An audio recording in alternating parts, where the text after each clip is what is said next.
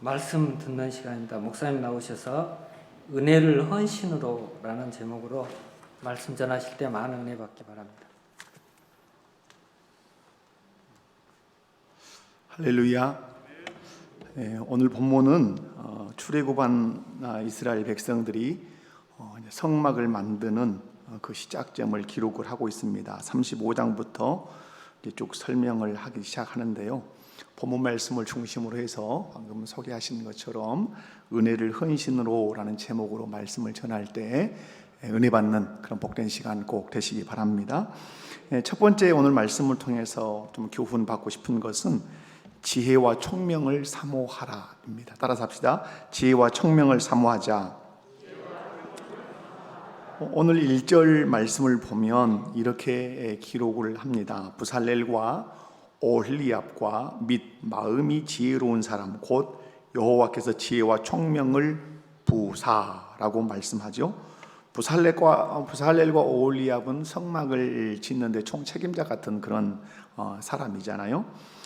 하나님은 이 사람들에게 성막을 짓기 전에 뭘 부어주셨습니까? 지혜와 총명을 부어주셨다 이렇게 말씀해요. 우리는 이 총명이 그냥 총명 이렇게 돼 있는데요. 다른 번역 성경을 보면 재주, 재간 이렇게 돼 있습니다. 그래서 지혜와 재주를 주셨다 이런 뜻도 되겠죠. 나아가서 이제 성막을 짓는 이 부살렐과 오홀리압뿐만 아니라 함께 할 모든 사람들, 성막을 짓는데 다른 데서 이렇게 함께 할 사람들에게도 하나님께로부터 지혜를 얻은 사람들이었다 이렇게 2절에 말씀해요. 2절 말씀을 보면 그 마음에 여호와께로부터 무엇을 얻고 와서 지혜를 얻고 와서 그 일을 하려고 이렇게 돼 있어요. 그래서 여러분 하나님께로부터 여호와께로부터 지혜를 얻고 왔다 이렇게 말씀하죠. 이 말씀을 통해서 이제 우리 교훈하시는 것들을 좀 들어봅시다. 하나님의 일을 한다. 특별히 우리가 주님의 몸된 교회, 예수님께서 피로 값주고 세우신 교회를 우리가 섬기고 세울 때 거긴 철저하게 우리의 뭐가 필요하죠? 헌신이 필요하죠. 헌신. 그런데 헌신해야 할 사람에게 필요한 것이 무엇이냐라고 할 때 그게 뭐라는 거죠? 지혜라고 하는 것이죠. 여기서 지혜를 말할 때 어떻게 말합니까? 여호와께서 부어주셨다 이렇게 말씀해요. 이 말은 지혜와 청명을 주시는 분은 여호와 하나님이라고 소개하고 있죠. 또 하나님 주신 지혜라 이렇게 말할 때 이것만이 하나님이 주신 지혜만이 참된 지혜라고 하는 사실을 오늘 우리에게 소개하고 있는 것입니다. 하나님이 주신 지혜로 일해야 하는 이유가 있습니다. 하나님 주신 지혜로 일해야만이 하나님이 원하시는 대로 할 수가 있어요. 아멘이십니까? 지혜가 무엇인가? 저는 늘 이 부분에 대해서는 여러분이 애울 수 있도록 말씀을 드렸어요. 지혜가 무엇인가? 지혜가 무엇이라고 제가 자꾸 소개했죠? 지혜는 하나님의 관점으로 보는 것이다. 따라서 합시다. 지혜는 하나님의 관점으로 보는 것이다. 좀 더 쉬운 표현을 한다면 하나님의 마음으로 보는 것이에요. 성막을 지을 때 가장 중요한 것이 사람의 관점, 모세의 관점, 부살렐이나 오홀리압의 관점이 중요한 게 아니죠. 누구 관점이어야 되죠? 하나님의 관점이어야 된다는 사실이죠. 그래서 성막을 짓는 사람들이 늘 살피고 또 살펴야 되는 것은 하나님의 관점을 갖는 것입니다. 여러분 예수를 믿는 모든 성도들은 주님의 교회에 속한 사람들일 뿐만 아니라 속해서 주님의 교회를 세워가야 할 그런 헌신해야 할 사람들이라는 사실을 꼭 기억하셔야 합니다.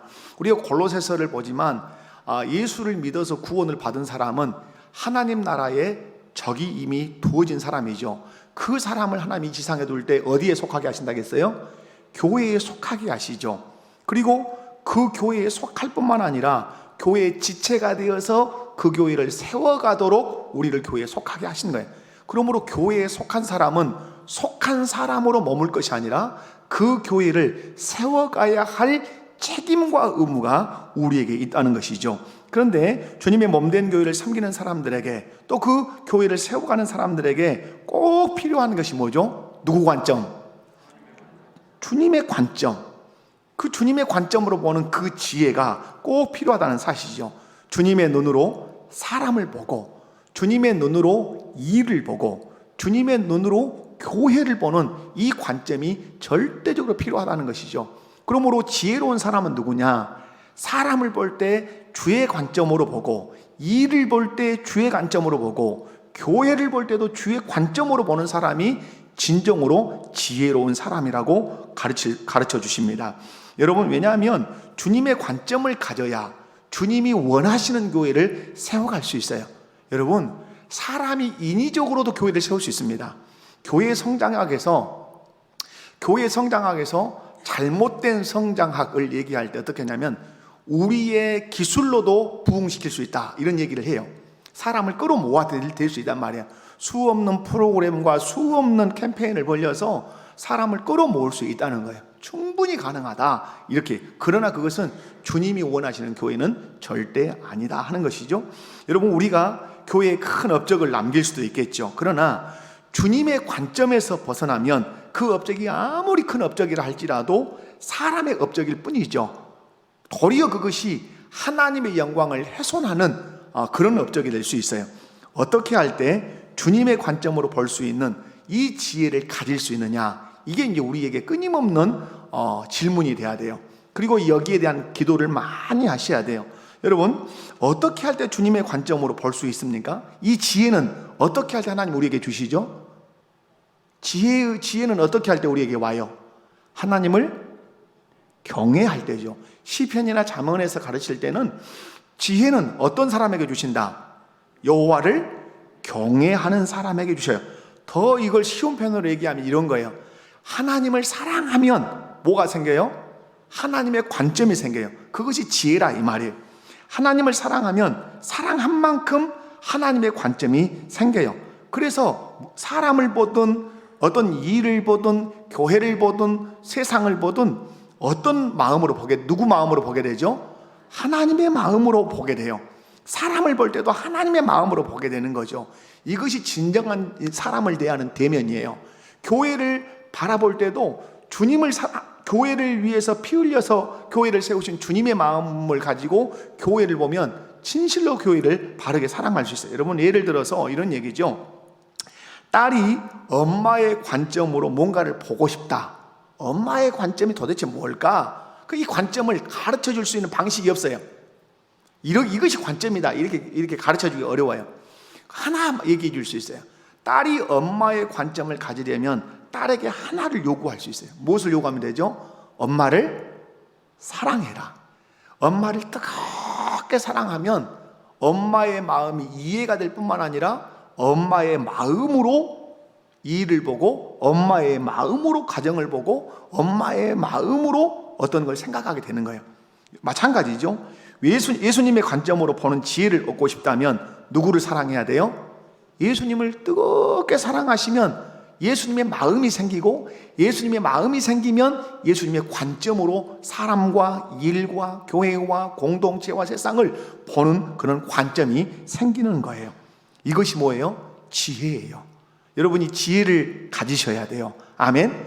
그 지혜라는 게 뭐냐? 누가 주신 지혜여야 돼요? 하나님이 주신 지혜여야 돼요. 하나님이 주신 지혜를 얻으려면 어떻게 해야 된다고요? 하나님을 경외해야 돼요. 경외한다는 말은 다른 더 쉬운 말로 하나님을 뜨겁게 사랑하는 거예요. 사랑하면 그 사랑하는 대상에 눈이 생긴다, 이 말이에요. 사랑하는 우리 목포교회 모든 성도 여러분, 주님을 사랑하십시오. 교회의 머리가 되신 예수님을 사랑하십시오. 사랑하되 뜨겁게 사랑하십시오. 그럼 여러분의 눈이 바뀔 거예요. 누구의 눈으로? 주님의 눈으로 바뀔 거예요. 주님의 눈으로 교회를 보게 될 것이고, 주님의 눈으로 일을 볼 것이고, 주님의 눈으로 사람을 보게 될 거예요. 그래서 주님이 원하시는 관계를 맺게 될 것이고, 주님이 원하시는 일을 하게 될 것이고, 주님이 원하시는 교회를 세워가게 될 줄로 믿습니다. 교회 안에 안타깝게 문제가 발생하는 이유들이 있어요. 왜 교회 안에, 여러분, 교회는 천국 같아야 되잖아요. 여러분 생각해 봐요. 여러분, 예수님의 그 피 묻은 사랑을 그냥 받아도 한없이 여러분 받았잖아요. 동의하십니까? 우리같이 큰 사랑을 하나님께 받은 사람이 없어요. 그 사랑을 받은 사람들이 교회에 모였는데 그 교회가 천국이어야 되는 건 너무 당연한 거죠. 이해와 관용과 배려와 격려가 넘치는 공동체해야 되는 건 너무너무 당연한 거죠. 그런데 우리가 실상 이 조직에 들어와서 교회 생활을 해보면 얼마나 아웅다웅하고 싸우고 시기하고 질투하고 이런 문제들이 얼마나 교회 안에 많은지 몰라요. 여러분, 교회 자체가 문제가 있을까요? 그렇지 않죠. 교회에 속한 우리 성도들의 신앙이 관점이 지금 잘못되어 있는 거죠. 왜? 사람의 관점으로 교회를 보고 사람을 보고 일을 보기 때문에 여러분 문제가 생기는, 이게 어리석음인 거예요. 여러분, 왜 그러면 사람의 관점으로 교회를 보고 사람의 관점으로 사람을 보고 사람의 관점으로 일을 보아서 여러분 문제가 발생할까요? 그건 다른 게 아니에요. 예수님보다 사람을 사랑하니까 그래요. 예수님보다 사람을 사랑하니까 그 사람의 관점이 내 관점이 돼버리는 거예요.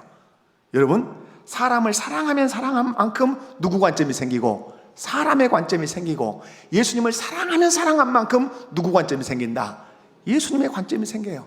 예수님의 관점을 갖고 신앙생활하는 것이 지혜로운 신앙생활이에요. 그러나 사람을 사랑해서 사람의 관점으로 신앙생활하는 것이, 이것이 인본주의고 이것이 교회의 많은 문제를 양산하는 거예요. 혹시 나는 누구의 관점을 가지고 교회 생활을 하는지 점검해 보셔야 돼요. 나 누구 관점으로 보고 있는가? 여러분, 누구 관점으로 보고 있는가를 가만히 생각하셔야 돼요. 하나님의 관점으로 보는 지혜를 가지고 여러분 신앙생활 꼭 하시기 바랍니다. 아멘. 이것이 나를 복되게 하는 것이에요. 주님의 몸된 교회를 유익하게 하는 것이에요. 그리고 궁극적으로는 하나님께 영광을 돌리는 신앙생활이라고 하는 사실을 꼭 기억하셔야 돼요. 오늘 오홀리압이나 부살렐이나 그리고 성막 안에서 들어와서 성막을 지는 일을 하는 모든 사람들에게 무엇을 가지라고 말씀했죠? 지혜를 가져라. 그 지혜를 가져야 주님의 관점, 하나님의 관점으로 성막을 지을 수가 있는 거죠. 이 지혜는 어떻게 할 때 얻을 수 있다고요? 하나님을 뜨겁게 사랑할 때, 사랑하면 사랑한 만큼 그의 관점을 갖게 된다. 오늘도 우리 목복의 모든 성도님들이 하나님 사랑해서 하나님의 관점으로 교회 생활 잘 하시기 바라요. 두 번째로는 여호와께서 명령하신 대로 해야 될 뿐만 아니라 또한 자원함으로 하셔야 돼요. 자, 1절에 보면 여호와께서 명령하신 대로 할 것이라 이렇게 말씀을 하고, 다음에 이제 아래 가보면 자원함을 이제 얘기를 하는데, 여러분 성막을 지을 때 가장 중요한 건 뭐죠? 하나님께서 명령하신 대로 하는 거죠. 자, 여기서 여러분 보면 방주를 지을 때도 똑같아요. 노아가 방주를 지을 때도 누가 말씀하신 대로, 하나님께서 말씀하신 대로 방주를 짓는 거예요. 그래야 하나님이 원하시는 방주가 지어지는 것이고 홍수를 견디는 방주가 되는 거예요. 오늘 여러분, 하나님이 원하시는 말씀하시는 대로 성막을 지어야 되는 것이죠. 여러분, 이것이 봉사와 헌신의 생명이에요. 누가 말씀하신 대로, 여호와께서 명령하신 대로 하는 것이 봉사와 헌신의 생명이에요. 여러분, 내가 하고 싶은 대로 할 수 있어요. 여러분, 그러지 않아요? 내가 하고 싶은 건 하고 하기 싫은 건 안 할 수 있어요. 우리에게는 그런 의지가 있단 말이에요. 근데 여러분, 그렇게 하는 것은 신앙생활의 실패예요. 아무리 열심히 했어도 내가 하고 싶은 대로 한 것은 주님께 절대로 인정을 받지 못합니다. 그러나 내가 좀 미숙하고 내가 좀 어리석은 것 같아도 하나님께서 내게 성경을 통해서 말씀하신 대로 한 발 한 발 묵묵하게 봉사해 가면 주님이 그 헌신을, 그 봉사를 가치 있다고 말씀하시는 겁니다. 그래서 여러분, 우리의 삶의 원리가 그래서 무엇이어야 되는 거죠? 하나님의 말씀이어야 되는 거죠. 정확무오한 하나님의 말씀만이 우리의 삶의 규칙이어야 하는 거죠. 이스라엘 백성들을 하나님이 광야로 이끄십니다. 지금 광야 나와가지고 이제 성막 만든 일을 이제 시내산 아래서 하잖아요. 근데 이스라엘 백성들을 광야로 이끄신 중요한 이유가 있죠. 그 중에 하나가 뭐냐면 하나님의 명령대로 움직이는 공동체를 만들고 싶으신 거예요.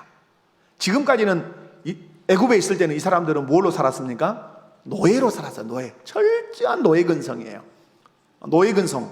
그러니까 하나님이 이제 이들이 하나님의 그 인도를 받고 하나님의 지도를 받는 그런 공동체로 이제 훈련시키는 거예요. 그래서 1차적인 게 뭐죠? 구름 기둥과 불 기둥이에요.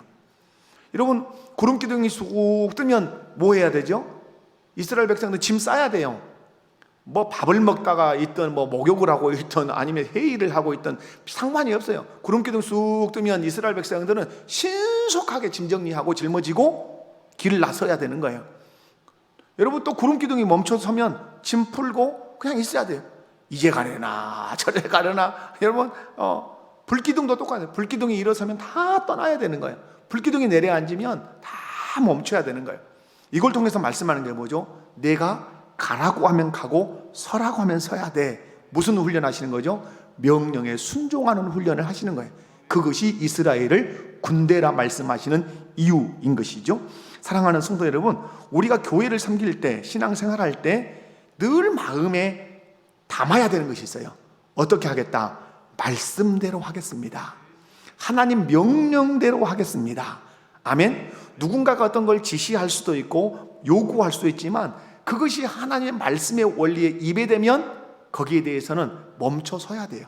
그러나 내가 하기가 싫은 것 같고 또 어려운 것 같아도 그것이 하나님의 말씀에 근거한 것이라면 순종해 가야 되죠. 그래야 주의 몸된 교회는 아름답고 거룩하고 튼튼하게 세워지기 때문에 그러죠.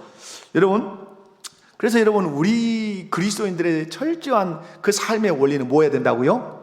하나님의 말씀, 정확무오한 성경 말씀만이 우리의 삶의 규칙이고 원리다. 아멘. 어떤 분 질문이죠. 이런 질문이죠. 왜 예수 믿는 사람들은 서로 사랑하고 그렇게 기독교 그러면 그 심볼이 뭐예요? 십자가고 십자가가 상징하는 게 뭐예요? 사랑이죠. 사랑한다고 십자가를 탁 예배당에다 걸었단 말이에요. 우리는 사랑의 정도다. 그런데 어떤 분이 질문하죠. 그렇게 사랑한다고 하는데 왜 예수 믿는 사람들은, 교회 안에 있는 성도들은 서로 화해도 않고 그냥 제 표현으로 거북이 등거리 맞대고서 살듯이 전혀 등 맞대고 한 번 원수 삼으면 말도 안 걸고 눈빛도 안 마주치고 그냥 이러냐 이 말이에요. 여러분 왜 그런다고 생각하십니까? 여기는 여러분 아주 이건 중요한 겁니다. 여러분이 교회 안에서 내 마음과 한번 부딪혔다 해서 나는 절대 사람 안 본다, 나는 저 인간하고 상종 안 한다, 이런 마음을 갖는 것이 성경적이냐 하는 거죠. 성경적이냐? 성경적이에요? 아니라는 사실 믿으십니까? 자, 여러분, 그럼에도 아니라고 여러분이 하심에도 불구하고 그렇게 화해하지 않고 용납하지 않고 용서하지 않고 사랑하며 사지 않나 말은 어디에 불순종하고 있다는 거예요? 하나님의 말씀에 불순종하고 있다는 것이에요. 하나님이 아무리 말씀을 해도 나는 하나입니다. 누가 위에 있는 거죠? 내가 미안하지만 내가 하나님의 말씀 위에 있는 거예요. 여러분 이렇게 고백하셔야 돼요. 내가 누군가와 부딪혔어요. 내 감정으로 도저히 용납이 안 돼요. 그런데 다 하나님을 보니까 하나님이 웃으시면서 말씀하는 거예요. 정태야, 너 나 사랑하냐? 하나님 이렇게 물으세요. 그럼 제가 대답하겠죠. 하나님, 그 말씀이라고 하십니까? 사랑하지요. 제 생명 다해 사랑합니다. 그러면 내가 시킨 대로 할래? 네, 내가 주님 사랑하는데 시킨 대로 해야지요. 네 마음 걸려서 미워하는 사람, 그 사람 다가가서 손 내밀고 화해해라. 그러면 어떻게 해야 되죠?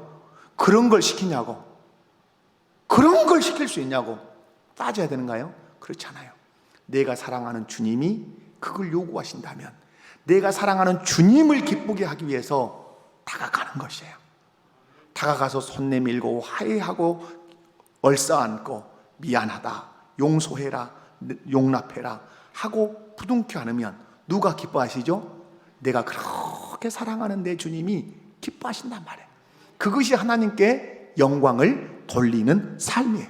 신앙생활을 제가 자꾸 얘기하죠. 신앙생활을 어디 하늘에서 별 따고 오는 것이 신앙생활입니까? 그렇지 않아요. 부자와 나사로의 비유를 통해서 말씀하는 게 뭐예요? 문턱 너머로 넘어가지 않는 사랑은 사랑이 아닌 거예요. 이스라엘 국경 안에만 머물러 있는 사랑은 사랑이 아닌 거예요. 유대인 안에만 있는 사랑은 사랑이 아닌 거예요. 여러분, 문턱을 넘어서는 사랑이 사랑인 것이에요. 그러므로 여러분, 오늘 우리의 삶의 원리는 무엇이어야 합니까? 하나님의 명령이어야 합니다. 그러므로 이스라엘 백성들이 어떻게 성막을 지어야 되죠? 한치의 자기 생각으로 해서는 안 돼요. 하나님이 명령하신 대로 하셔야 되는 것이죠. 여러분이 어떤 사람이 미움이 들고 또 원망 들을 만한 일이 있다면 어떻게 해야 돼요? 화해가 여러분 마태복음 5장 23절과 24절 말씀을 한번 볼까요? 자, 마태복음 5장 23절과 24절 봅시다. 시작. 그러므로 예물을 제단에 드리다가 거기서 내 형제에게 원망 들을 만한 일이 있는 것이 생각나거든 예물을 제단 앞에 두고 먼저 가서 형제와 화목하고 그 후에 와서 예물을 드리라. 자, 여러분 보십시오. 예배가 있습니다. 예배가. 우리로 얘기하면 예배가 있고 하나는 화해가 있습니다. 자, 내가 예배 드리러 왔습니다. 하나님 말씀합니다. 너 원망 들을 만한 일을 했구나. 가서 화해하고 와라. 그 예물 제단에 두고 화해하고 와라. 이 말씀이에요. 그러면 여기서 하나님이 우리에게 가르치시는 것은 예배가 먼저라는 얘기입니까? 화해가 먼저라는 얘기입니까? 그렇죠. 우리는 그런데 거꾸로 생각하죠. 항상 예배가 먼저라고 생각하는 거죠. 화해 없는 예배. 이건 무엇을 무시하는 거죠? 십자가를 무시하는 거예요. 십자가 골로새서 여러분 살펴보면 골로새서 1장에서 강조하는 게 뭐죠? 너희는 하나님과 원수가 된 사람이었다. 그런데 하나님께서 그 아들 독생자를 통해서 하나님과 너희를 화목하게 하셨다. 십자가는 화목이에요. 아멘이십니까? 그러므로 십자가를 부둥켜 안고 있는 그리스도인들은 어떤 상황 속에서도 그 사랑으로 화목을 일구어내는 화목의 사신이 되어야 되는 거예요. 왜? 그것이 하나님의 말씀이기 때문에, 그것이 하나님의 명령이기 때문에 그런 것이죠. 사랑하는 성도 여러분, 신앙생활의 기둥은 여호와의 명령이에요. 아멘이십니까? 심판을 받을 때도 얼마나 열심히 했냐, 이건 2차적인 것이에요. 얼마나 열심히 했냐, 이건 2차적인 거예요. 1차적인 게 뭐죠? 말씀대로 했냐, 이 말이에요. 여러분, 창세기 1장 2장을 저는 아주 여러분에게 강조를 하는 편이에요. 창세기 1장 2장에서 가르치는 게 뭐죠? 보시기에 좋았다, 보시기에 좋았다, 보시기에 심히 좋았다. 이렇게 보시기에 좋고 보시기에 심히 좋을 수 있는 이유가 무엇이죠? 대답해 보세요. 보시기에 좋았다, 보시기에 좋았다, 보시기에 좋았다, 보시기에 심히 좋았다. 이렇게 될 수 있는 이유가 뭐예요? 하나님의 말씀대로 되었기 때문에. 제가 교사 교육을 시킬 때, 교사 세미나 할 때 제 교육 목회의 철학이다, 제가 그렇게 했어요. 제 교육 목회의 철학, 말씀대로 할 때만 하나님 보실 때 좋다, 이 말이에요. 그러므로 하나님의 말씀이 우리의 삶의 원리가 되어야 된다는 것은 너무 자명해요. 왜? 마지막에 주님 앞에 가서 심판받을 때 열심히 했냐로 심판하신 게 아니에요. 뭘로 심판하시죠? 네가 내 명령대로 내 말대로 했냐를 가지고 심판하시는 것이죠. 그러므로 우리 목포교회 속한 모든 성도들은 하나님의 명령, 하나님의 말씀을 삶의 원리로 삼고 사시기 바랍니다. 꼭 명령대로 하셔야 돼요. 뿐만 아니라 3절 하반절 말씀을 보면, 그러나 백성이 아침마다 자원하는 예물을 연하여 가져왔으므로 라고 말씀해요. 35장에 보면 자원이라는 말이 엄청 많이 나옵니다. 35장에서. 그래서 36장 3절에 한 절만 제가 이 말씀을 드렸는데, 그러나 백성이 아침마다 모함하는 예물, 자원하는 예물을 연하여 가져왔다. 여러분, 신앙생활의 성숙함은 무엇으로 나타나는가? 신앙생활의 성숙함은 무엇으로 나타나죠? 자원함이에요. 저는 우리 성도님들에게 강조하고 앞으로도 계속 그것을 유도할 거예요. 자원하는 성도가 성숙한 성도예요. 피동적으로 억지로 끌려가는 것, 하라고 하니까 마지못해서 하는 것은 아직은 성숙하지 않은 거예요. 자녀가 성숙했다는 증거가 뭐예요? 어릴 때는 엄마가 시킨 것만 해요. 우리 아들, 막둥이 아들 늘 하는 얘기, 침대 정리해라, 옷 걸어라, 책상 정리해라, 매일 시킨단 말이에요. 그러면 이 아이가 잘하고 성숙했다 하는 증거가 무엇으로 나타나죠? 엄마가 말하지 않아도 책상 정리가 쫙 돼 있는 거죠. 옷 다 걸려 있는 거죠. 침대 쫙 정리되어 있는 거죠. 그 행위를 통해서 자기는 자기를 말하는 거죠. 엄마, 나 성숙했어요 라고 말하는 것이죠. 여러분, 우리가 신앙생활 할 때도 성숙함이 무엇으로 나타나죠? 시키지 않아도 하는 거예요. 자원해서 하는 거예요. 예배 좀 나오시오, 예배 좀 나오세요, 새벽기도 좀 나오세요, 제발 새벽기도 좀 나오세요. 아이고, 목사님 저렇게 외치시는데 라고 나오는 것도 귀하지만, 말하지 않아도 내가 누구 사랑하니까, 내 주님 사랑하니까, 내 하나 아버지 하나님 사랑하니까, 예배에 나가서 그 하나님께 마음껏 영광을 돌리리라. 내 목청을 돋아서 내가 찬송을 하리라. 내가 교회 공동체 안에 성도들을 위해서 목 놓아 기도하리라. 그 예배 하나님이 받으시도록 내가 그렇게 드릴 것이다. 그렇게 자원에서 나오는 성도가 성숙한 성도죠. 성막을 지을 때 이스라엘 백성들의 특징이 뭐죠? 자원함이에요. 한 성도가 성숙했다. 무엇으로 나타난다 그랬어요? 자원함으로, 스스로 자기가 원해서 하는 것이에요. 우리 목복의 성숙함은 무엇으로 나타나야 되죠? 자원하여 헌신하는 것으로 나타나야 될 줄로 믿습니다. 제가 이 말씀을 오늘 조금 늦은막하게 이렇게 좀 정리를 좀 늦었어요. 방송팀이 늦게 전달을 해줬는데, 여러분, 제가 목회를 잘했다고 평가할 수 있는 기준이 뭘까? 이 말씀을 정리하면서 생각을 해본 거죠. 두 가지로 제가 써봤어요. 예수님을 바르게 믿고 바르게 섬기고 바르게 따르는 성도로 내가 양육을 하다면 칭찬받을 것이다. 또 하나, 자원하는 성도들로 양육을 했다면 그래도 주님 앞에 가서 칭찬을 받을 것이다. 사정하고 얼리고 이렇게 좀 합시다, 저렇게 좀 합시다 해서 하는 것이 아니라 성도들이 스스로 알아서 스스로 예배하고 스스로 기도하고 스스로 봉사하는 그런 성숙한 성도로 양육만 해낸다면 주님 앞에 가서 책망보다는 칭찬을 더 받지 않을까 하는 그런 마음에 생각을 하게 됐어요. 사랑하는 성도 여러분, 예수님 바르게 믿으십시오. 그리고 바르게 섬기십시오. 그리고 바르게 따르십시오. 그것이 신앙생활의 승리예요. 그리고 누가 시켜서 억지로 하는 그런 재미없는 신앙생활 하지 말고 자원해서 내 사랑하는 주님께, 내 사랑하는 아버지 하나님께 보여드리고 싶고 그분께 내 신앙의 그 아름다움을 표현하고 싶어서 하는 신앙생활 꼭 되시기 바랍니다. 이렇게 할 수 있는 동력은 무엇일까요? 자원해서 할 수 있는 동력은 무엇일까요? 그것은 은혜예요. 은혜. 뭘 기억하는 거예요? 은혜 기억하는. 여러분, 효도 잘한 놈이 무엇 때문에 효도 잘한다요? 생각해봐요. 여러분의 자녀들이 막 생일이면 생일이라고, 어버이날을 하고, 어느 뭐 시대 없이 뭐 용돈도 드리고 뭐 고기도 사드리고, 이렇게 효도 잘하는 녀석의 특징은 하나밖에 없어요. 그 녀석의 가슴에는 내 엄마, 내 아빠의 그 나를 키워온 그 은혜가 너무너무 물밀듯 밀려오는 거야. 그 은혜를 생각하면 안 해드릴 수 없는 거예요. 그 은혜가 재촉하는 것이죠. 밥 사드려라, 용돈 드려라, 선물 드려라. 은혜가 막 재촉하는 것이죠. 사랑하는 성도 여러분, 하나님이 명령하신 대로 합시다. 아멘. 그리고 자원함으로 합시다. 아멘. 그것이 진정한 헌신이고 헌신의 생명인 줄로 믿습니다. 마지막 한 가지 더 살피겠습니다. 은혜의 반응이 헌신이다. 따라서 합시다. 은혜의 반응이 헌신이다. 자, 오늘 본문 3절에서 7절을 읽어봅니다. 이 말씀 너무 우리에게 은혜가 되고 도전이 되니까 3절에서 7절을 함께 읽습니다. 자, 시작.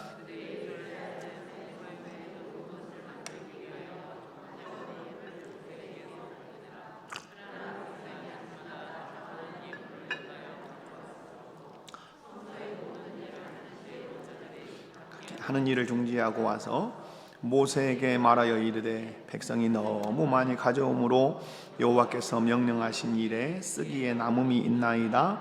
모세가 명령을 내리매 그들이 진중에 공포하여 남녀를 막론하고 성소에 예물을 다시 만들지 말라 하매 백성이 가져오기를 그치니 있는 재료가 모든 일에 하기에 넉넉하여 남음이 있었더라. 아멘. 따뜻하지요. 여러분, 마지막 절 모든 일을 하기에 넉넉하여 남음이 있었더라. 따뜻하죠. 오병이어 기적 몇 강줄이 남았더라? 12강줄이 남았더라. 얼마나 따뜻하고 훈훈한 기록인지 몰라요. 오늘 본문을 보면 성막을 짓는데 예물을 많이 가지고 옵니다. 일을 하는 사람들이 하던 일을 중지하고 모세에게 말합니다. 백성이 너무 많이 가지고 오므로 쓰기에 남는다. 안 가져와도 됩니다. 그러니까 모세가 더 이상 예물을 가지고 오지 말라고 중지 명령을 내립니다. 제가 늘 하는 표현으로 앞에 서서 안 돼요. 그만 가져오세요. 그만 가져오세요. 여러분, 이런 공동체가 얼마나 있을까요? 저는 우리 목포교회 공동체가 그런 공동체 되기 원합니다. 그만하셔도 돼요. 집사님 그만하셔도 돼요. 장로님 그만하셔도 돼요. 나 쓰고도 남아요. 넘칠 것 같아요. 할렐루야. 그런 공동체 되기를 기도하고 여러분 자원하시기를 주님의 이름으로 축원합니다. 왜 이스라엘 백성들은 아까워하지 않고 애물을 연하여 가져왔을까요? 여러분 왜 그랬을까요? 여러분 그들이 가지고 온 거 막 보석, 노, 막 이런 어마어마한 것들이에요. 그런데 아까워하지 않고 자원함으로 막 가지고 온단 말이에요. 가지고 오는데 모세가 그만 제발 됐으니까 그만 이렇게. 왜 이런 일이 있었죠? 그들의 가슴에 뭐가 있었다고요? 은혜의 감격이 들끓고 있어요. 이 은혜의 감격이라고 하는 게 뭐예요? 이 은혜의 감격이라고 하는 것은 어디서 경험한 은혜의 감격이죠? 출애굽에서 경험한 거예요. 10가지 재앙뿐만 아니라 그 마지막에 유월절을 통해서 자기들이 살아난 그 역사, 그리고 홍해바다를 건넌 역사, 구름기둥과 불기둥으로 이 시내산 아래까지 그 온 역사, 그 은혜의 감격이 활활 타고 있는 거예요. 이 은혜가 있기 때문에 그들이 기쁨으로 헌신을 할 수 있었어요. 저는 그래서 이렇게 써봤어요. 은혜가 엄마라면, 따라서 은혜가 엄마라면 헌신은 자식이다. 아멘. 여러분, 헌신이라는 자식은 혼자 있을 수 없는 거예요. 내가 혼자 낳을 수 있어요? 존재할 수 있어요? 없어요. 엄마라고 하는 존재를 통해서 태어나는 것이죠. 마찬가지로 이 헌신이라고 하는 이 자식은 은혜라고 하는 엄마를 통해서만 태어나요. 그러므로 여러분의 가슴에 은혜가 없이는 절대로 헌신이 있을 수 없는 거예요. 그러므로 헌신이 먼저가 아니라 은혜가 먼저라는 사실을 꼭 기억하셔야 돼요. 아멘이십니까? 여러분, 누가 헌신해요? 하나님의 은혜가 가슴에서 막 끓는 사람이에요. 그러나 하나님의 은혜를 깨닫지 못하는 사람은 여러분 이 손가락도 안 움직이려 합니다. 오로지 그냥 옆에 성도들이 서비스 해준 것만 꼴딱꼴딱 받아 드시고 앉았다가 가는 것, 이 정도일 것이고, 여러분 진정한 헌신은 하나님의 은혜, 그 은혜를 생각하면 안 움직일 수 없는 거예요. 여러분 예수님께서 십자가를 지실 때 헌신한 사람들이 있었죠. 향유를 부은 여인, 나귀를 내어드린 사람, 다락방을 내어준 사람, 그리고 자기 새 무덤을 내어준 사람, 그리고 예수님 장사할 때 향품을 가지고 온 그런 니고데모, 이런 사람들, 그리고 자기 생명을 다 순교로 바쳐버렸던 예수님의 제자들. 왜 이들은 이런 헌신을 할 수 있었냐 이 말이죠. 그건 단연코 한마디밖에 할 수 없어요. 그들의 가슴에는 누구도 끌 수 없는 뭐가 있었다? 은혜가 있었어요. 아멘이십니까? 교회의 역사에, 한국교회의 역사, 세계교회의 역사, 성경 안에 있는 모든 역사에 헌신하는 사람들의 특징은 하나예요. 그들의 가슴에 누구도 끌 수 없는 은혜가 강처럼 흐르고 있었던 거예요. 사랑하는 성도 여러분, 왜 바울 사도는 살아도 주를 위해 살고 죽어도 주를 위해서 죽는다고 고백을 했을까요? 왜 그렇게 헌신했을까요? 다른 게 아니에요. 다메섹 도상에서 예수님을 만난 이후에 그가 받은 은혜가 너무 큰 거예요. 자기가 알고 있는 지식, 자기가 가지고 있는 사회적인 주의 다 똥처럼, 다 오줌처럼 배설물로 여기고, 그리스도를 아는 지식만이 최고의 지식으로, 고상한 지식으로 내가 알겠다. 내가 죽어도 주님을 위해서 죽을 것이고 살아도 주를 위해서 내가 살 것이라고 그렇게 고백하죠. 이유, 바울의 가슴에는 은혜가 강처럼 흐르고 있는 거예요. 예수 그리스도, 그분이 은혜의 주체라는 사실을 그가 알고 있는 거죠. 사랑하는 성도 여러분, 헌신이 왜 안 되는 거죠? 헌신이 안 되는 것은 다른 게 아니죠. 당신의 가슴에 하나님의 그 은혜가 식어버린 거죠. 십자가는 알아요. 천국도 알아요. 근데 그 은혜가 불이 아니에요.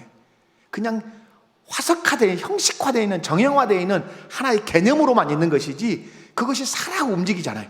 성경을 읽을 때 성경이 문자 그대로만 있는 거예요. 성경이 이 문자가 살아 움직여서 내 가슴을 치고 내 감정을 움직이고 내 의지를 움직이는 그런 말씀이어야 되는데 그냥 개념일 뿐이에요. 천국 개념으로 있고 십자가 개념으로 있고 그런 지옥 개념으로 있을 뿐이죠.